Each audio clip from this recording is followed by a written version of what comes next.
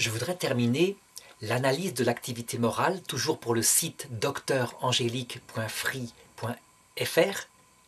Et avant de passer à l'étude de la morale religieuse, qui est une vraie morale philosophique, je voudrais terminer par la considération de quelque chose auquel on ne pense pas assez, la notion d'honneur.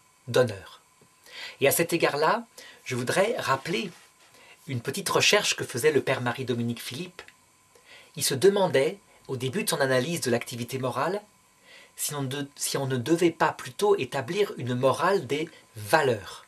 Des valeurs, ça veut dire de diverses finalités, de divers biens, qu'on hiérarchise les uns par rapport aux autres pour trouver celui qui est le plus noble et donc ne pas se tromper sur ce qu'est la vie morale. Et donc en analysant tout au long de sa réflexion, il avait dit non, c'est pas tellement une morale des valeurs qui est la mieux. Il y a mieux. Il y a une morale du bien et de la finalité qui est adaptée à notre nature tout entière. Cependant, arrivé à la fin de cette analyse, je peux quand même retourner du côté de cette morale des valeurs pour essayer de montrer ce qu'elle a de particulier et qu'elle a une certaine bonté. Elle peut pédagogiquement être valable pour expliquer en particulier aux jeunes ce que c'est qu'une vie morale. En effet, les jeunes analysent beaucoup les choses par la cause exemplaire, c'est-à-dire par l'héroïsme, par les modèles qu'ils constatent. La cause finale, donc le fait d'être finalisé par un bien, ça parle à une maturité intellectuelle sans doute peut-être plus établie. On le voit bien, un adulte, il comprend parfaitement qu'il fait tout en vue de sa femme et en vue de sa famille, ses enfants. Un jeune, il aura besoin de modèles par exemple d'une extrême dignité dans un comportement familial, quelqu'un qui a été fidèle toute sa vie à une femme, mettons, qui était handicapée. Je me rappelle l'exemple suivant que je racontais souvent, l'exemple d'un jeune couple dans les années 50. Ils se marièrent, comme on faisait à l'époque, c'est-à-dire chrétiennement, n'ayant pas de relation sexuelle avant. Et puis, en se rendant après la cérémonie du mariage à la fête, ils se poursuivirent un peu en voiture et il y eut un accident de voiture. Mais à l'époque, il n'y avait pas de ceinture de sécurité. Le jeune époux et la jeune femme furent projetés en dehors de la voiture, qui était décapotée, et elle se brisa les vertèbres cervicales, quelque part ici. Elle se retrouva sur une chaise roulante, paralysée à vie. On le savait dès le lendemain. Et avant même qu'ils aient consommé, entre guillemets, comme on disait, c'est-à-dire qu'ils aient exprimé leur amour à travers un acte sexuel qui le signifie. Et donc, se rendant compte qu'elle était paralysée, en larmes, à l'hôpital, dans les semaines qui suivaient, la jeune femme disait « Tu dois t'en aller, tu peux. Notre mariage n'est pas valide parce qu'il n'y a pas eu sa réalisation concrète par le sacrement de la sexualité. » Et le jeune homme disait « Pas du tout, moi je me suis engagé pour le meilleur et pour le pire nous tombe dessus, je reste. » Évidemment, beaucoup le feraient dans les premiers instants d'un couple. On sait très bien, on se bagarre pour être fidèle dans les premiers instants. Mais malheureusement, la plupart du temps, ça ne résiste pas au temps. Eh bien là, ça résista. Ça veut dire que des années après, le mari était resté avec sa femme. Et comme c'était un industriel, il avait de l'argent, il avait pris tout ce qu'il fallait comme personnel. Mais le pire des choses, ou la plus belle des choses, c'est que elle désirait être mère, eh bien elle fut mère. Ce qui veut dire qu'il alla sans plaisir, puisque son corps était déformé, insensible. Il alla la féconder, on peut parler en termes comme ça, pour que naissent par césarienne les enfants qu'elle désirait. Et elle était la maman, elle les avait portés, et il y avait une nounou pour les soigner, pour les laver, etc. Et ce couple resta fidèle jusqu'à la fin. Eh bien, on peut dire qu'un modèle comme ça, qui est dans l'héroïsme des vertus, donc du côté de la morale des valeurs, il parle aux jeunes. Les jeunes y trouvent véritablement quelque chose qui leur correspond, un héroïsme dans le quotidien, une cause exemplaire, admirable. Donc je pense que pédagogiquement, il ne faut pas négliger cette morale des valeurs, mais il faut la présenter. Et elle peut être véritablement utile pour indiquer à des jeunes comment se diriger vers le bien, vers ce qui est une bonne finalité. Dans le couple en question, évidemment, la bonne finalité de cet homme et aussi de cette femme sur sa chaise roulante, c'était véritablement le mariage tel qu'il est, fondamentalement. Ils avaient compris entièrement ce que c'est que le mariage et qu'il est célébré quand on s'est engagé. Et que la sexualité n'est que le moyen dont il se manifeste, mais que c'est l'engagement moral, l'échange des consentements qui faisait leur mariage. Ils ne s'étaient pas trompés. Techniquement, c'est évident. Le mariage aurait été déclaré non valide si l'homme était parti. Mais cet homme a été, plus que techniquement, il a été dans l'intention de Dieu. Alors, si je présente à des jeunes une série de valeurs que je mets comme ça en place et que je leur demande de mettre un ordre dans ces valeurs, eh bien c'est intéressant. Donc je vais les donner ces valeurs, je vais les citer telles que je les cite habituellement. Je l'avais déjà fait dans une leçon précédente, au tout début de l'analyse. Je peux mettre, par exemple, en premier, et là ça les fait râler, Dieu, l'être premier. Ça les fait râler parce que, évidemment, si je mets ça comme ça, on peut être sûr que ça va être mis en tout dernier de la liste, c'est-à-dire après l'argent, après le plaisir sexuel, etc. Mais par contre, si je m'arrange quand même pour être intelligent et mettre Dieu et en même temps, et on se retrouve après la mort. Là, ça va, ça montera peut-être un petit peu dans la hiérarchie des choses, parce que, évidemment, eux, leur sens immédiat, c'est l'amitié, le fait de survivre. Ils en sont tout à fait conscients. Si je mets ensuite toute une série de choses en les mélangeant exprès, donc je pourrais dire le sexe, la gloire, la profession, donc le fait d'avoir un bon métier, son conjoint, ses amis, ses enfants, l'honneur, ça veut dire, je leur précise bien, attention, distinguez bien ça de la gloire. C'est pas pareil. L'honneur au sens strict du terme, c'est plutôt cette capacité à se regarder en face parce qu'on agit bien. Je peux mettre d'autres valeurs, comme par exemple la patrie. Eh bien, voilà l'ordre que je trouverai, en général, à l'heure actuelle, et que certainement, je n'aurais pas trouvé il y a 50 ans, ben, j'étais pas né, mais il y a 50 ans, j'aurais dû mettre la liberté, j'aurais dû mettre des choses comme ça, que là, parfois, je néglige de mettre, et ils n'y pensent pas non plus, parce que c'est une autre génération. Donc je peux dire que dans 9 fois sur 10, l'ordre que j'obtiendrai, l'ordre des valeurs que j'obtiendrai, c'est au sommet la famille. Alors si, évidemment, je leur complique la vie en disant « mais j'ai pas mis la famille, j'ai mis le conjoint et les enfants ». Ben, les filles mettront en premier les enfants, les garçons mettront en premier les deux. Famille, leur épouse, les enfants. Mais si j'ai mis de manière rusée mes vieux parents, ben, en général, chez les garçons, c'est mis en second, après sa femme et ses enfants, et chez les filles, c'est mis quelquefois à égalité avec les enfants. Et le mari, curieusement, parfois, enfin plus souvent, il passe après les enfants. Toujours est-il que ce qui est commun à tout cela, c'est que leur valeur première, c'est la famille. Et là, je n'ai aucun mal à leur dire. Alors après, évidemment, ils mettent la liste des choses, ça peut être la profession.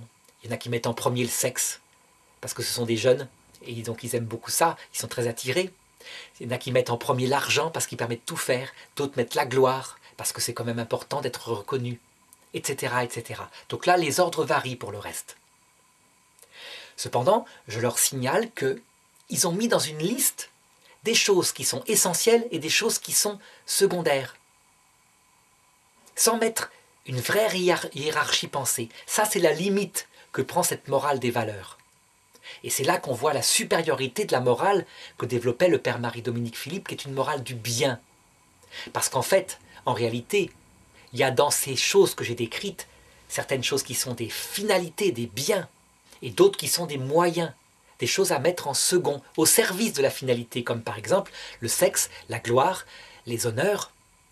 Qu'est-ce que je pourrais citer? La profession, c'est un moyen. Alors, quand ils mettent au sommet de leur liste des valeurs, en premier, la famille. Ils mettent, après, en second, l'honneur. Ils ont bien compris ce que c'était, mais ils le mettent en second. Et là, je prends un malin plaisir à leur montrer qu'ils viennent d'inventer la morale de la mafia italienne. La mafia italienne, c'est exactement cette morale-là. La famille est en premier, c'est elle qui compte. Et l'honneur, leur fameux code de l'honneur, qui est en fait un code du déshonneur profond, fait qu'on peut tout faire, y compris tuer, voler, etc., racketter, parce que c'est pour la finalité qu'est la famille.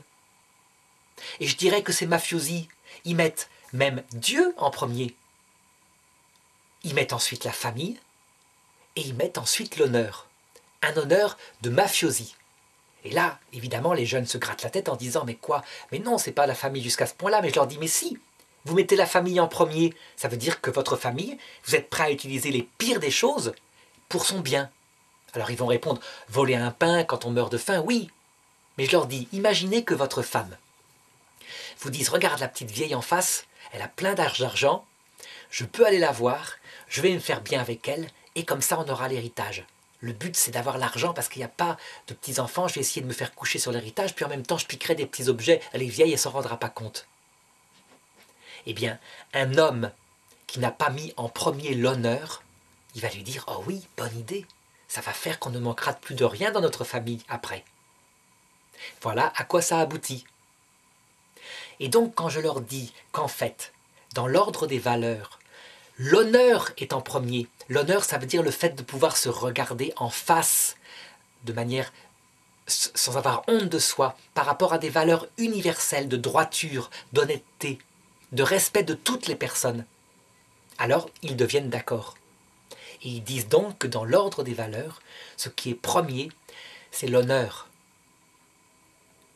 Et ce qui se met immédiatement comme finalité portée par cet honneur, qui est une vertu abstraite, donc qui n'est pas une vraie finalité concrète, c'est la famille. C'est justement parce que l'honneur est en premier qu'il fait mettre en premier la famille, et les amis et les parents à leur juste place.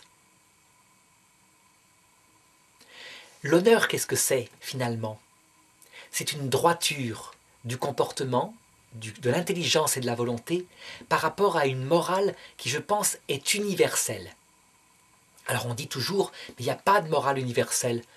Le bien est relatif, ça dépend de chacun. Non, je pense qu'il y a une morale universelle. Et cette morale universelle, par exemple, elle dit que trahir un ami, c'est en soi, quelles que soient les circonstances, un mal. C'est pas relatif. De même, faire un assassinat crapuleux, ça veut dire en vue de voler l'argent, par définition, en soi, c'est un mal. L'honneur le montre. Il y a des choses qui, en soi, sont des maux. Alors, il y a des choses qui sont moins en soi des mots, qui peuvent être utilisés comme des moyens. Je prenais l'exemple du mensonge, une fois, avec mon fils qui m'avait surpris à faire un petit mensonge et qui m'avait dit « mais tu nous apprends à jamais mentir ». Et là, gêné, je lui avais dit « en fait, parfois, dans certaines circonstances, ça peut être utilisé comme un moyen ». Et je lui avais pris l'exemple suivant. Imagine qu'un criminel me poursuive.